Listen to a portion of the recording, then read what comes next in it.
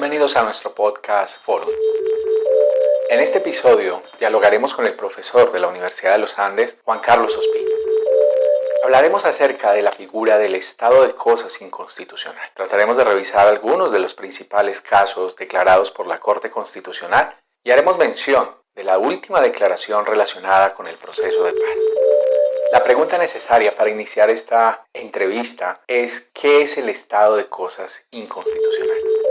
Las sentencias judiciales normalmente tienen efectos entre las partes, lo que se denomina efectos interpartes. Pero ante situaciones que afectan a muchas personas, se han amplificado los efectos de las decisiones judiciales a través de los llamados efectos interpares, es decir, entre todas las personas que están en las mismas condiciones, e intercomunes, es decir, entre la comunidad de esas personas, a través de órdenes estructurales preocupadas por el fenómeno que produce la vulneración de los derechos. Dentro de ese escenario de las órdenes estructurales, como un género, se encuentra la especie denominada estado de cosas inconstitucional, que se caracteriza principalmente porque esas órdenes estructurales se acompañan de una declaración sobre la existencia de una situación que es contraria a la Constitución y que debe corregirse. De esta manera, creo que el ESI es un concepto que explica lo que le está pasando a la gente, una forma de narración que encontró la Corte Constitucional para explicar y expresar lo que evidencia sobre la realidad. Esa narración, cuya denominación Estado de Cosas Inconstitucional o ESI, es autoría de la Corte Constitucional colombiana, se ha referido normalmente a situaciones inconstitucionales con elementos indicativos como los siguientes. El primero, ya lo mencioné, la vulneración masiva y generalizada de varios derechos constitucionales que afecta a un número significativo de personas. El segundo podría ser la prolongada omisión de las autoridades en el cumplimiento de sus obligaciones para garantizar los derechos de esas personas. El tercero es la no expedición de medidas legislativas, administrativas o presupuestales necesarias o la insuficiencia de estas para evitar la vulneración de los derechos humanos. Una cuarta es la adopción de prácticas inconstitucionales, por ejemplo, exigir que se instaure una acción de tutela como única vía para garantizar los derechos, como ha ocurrido, por ejemplo, en materia de salud. Un quinto es la existencia de un problema social cuya solución compromete la intervención de varias entidades del Estado, es decir, que requiere la adopción de un conjunto complejo y coordinado de acciones y que exige un nivel de recursos que demanda un esfuerzo presupuestal importante. Y el sexto que anotaría sería que si todas las personas afectadas por el mismo problema acudieran a la acción de tutela, entonces se produciría una mayor congestión judicial. Ante estos elementos indicativos, entonces la Corte ha utilizado esta narración y esta narración le ha permitido no solamente hacer una declaración, sino dictar unas órdenes que se dirigen a solucionar el fenómeno de vulneración de derechos que genera una situación inconstitucional. Gracias, profesor Ospina, por dejarnos total claridad acerca del significado y de los requisitos para la declaración de un estado de cosas inconstitucional. Le propongo que ahora nos brinde algunas ideas acerca de los principales casos declarados por la Corte Constitucional bajo esta figura del estado de cosas inconstitucional.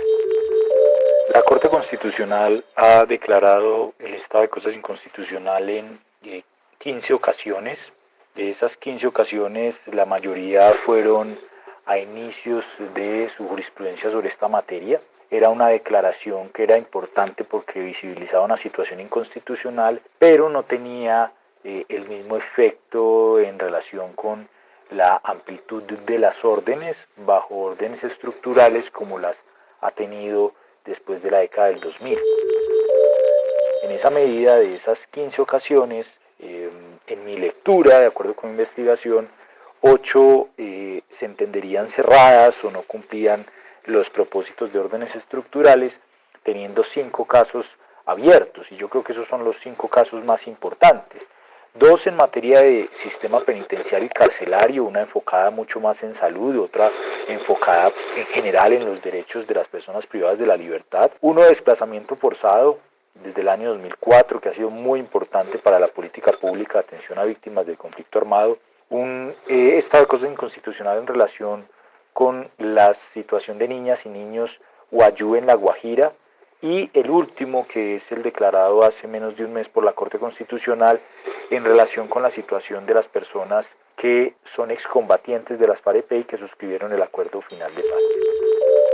Esos son los principales casos de estado de cosas inconstitucional declarados por la Corte, y esos son los casos que son objeto en estos momentos de seguimiento, verificación y atención para efectos de la superación de la situación inconstitucional identificada por la Corte.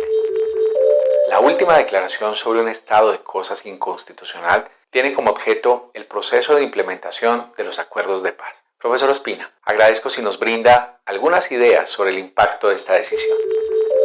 Yo creo que la principal implicación de la decisión de la Corte la mencioné en una columna que tuve la oportunidad de escribir para La Silla Vacía, en la que menciono que de acuerdo con la Corte Constitucional, el acuerdo de paz no se ha cumplido de una fe. Y ese efecto, ese punto, tiene que ver con una decisión previa de la Corte Constitucional del año 2017, en la sentencia C630, en la cual declaró que el acuerdo de paz es una política de Estado. Eso quiere decir que no es una política de gobierno sujeto a un plan de desarrollo y a unas decisiones propias de ese gobierno, sino que se trata de una política de Estado, que tiene que ver con las finalidades del Estado más allá del gobierno.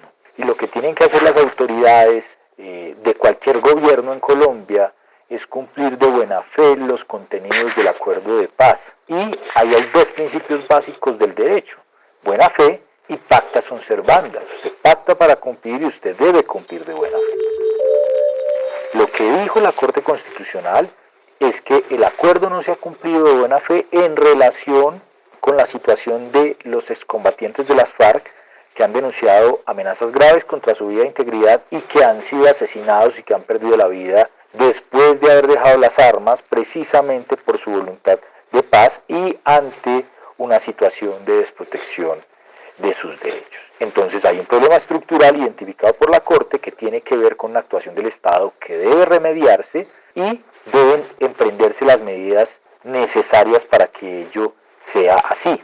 Ahora bien, como es una política de Estado y el principal efecto es que entonces el acuerdo no se ha cumplido de buena fe, lo que hay que hacer es evaluar, atender las falencias que existen y seguir adelante para garantizar los derechos de esas personas. Teniendo en cuenta su exposición, profesor Ospina, surge una última pregunta. ¿Es necesaria la intervención judicial para mantener las obligaciones y la voluntad política del Estado? ¿Para mantener la primacía de la Constitución? Sí, yo creo que es necesaria la intervención judicial siempre para remediar situaciones de vulneración y amenaza de derechos fundamentales. Yo creo que lo que hemos aprendido durante estos 30 años con la acción de tutela y con el trabajo de la Corte Constitucional es precisamente eso. Y entonces en este caso, como en los demás casos donde la Corte ha declarado un estado de cosas inconstitucional, se evidencia unas fallas en el funcionamiento del Estado, que son fallas estructurales, que pueden deberse a problemas de diseño o de implementación o de evaluación de las políticas para determinar correcciones debido a situaciones administrativas o presupuestales, pero también a voluntades, porque la administración pública, el Estado, eso que llamamos Estado, no es otra cosa que la suma de autoridades vinculadas a instituciones.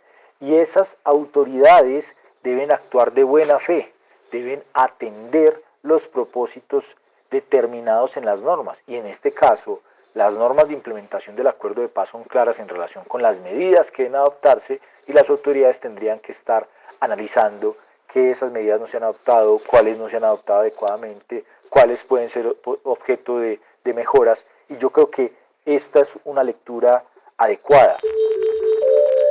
Sin duda, la intervención judicial es importante para impulsar la labor de las autoridades del Estado, incluso su voluntad en relación con el cumplimiento y atención de las obligaciones, más allá de sus propias posiciones cuando se trata de políticas de Estado.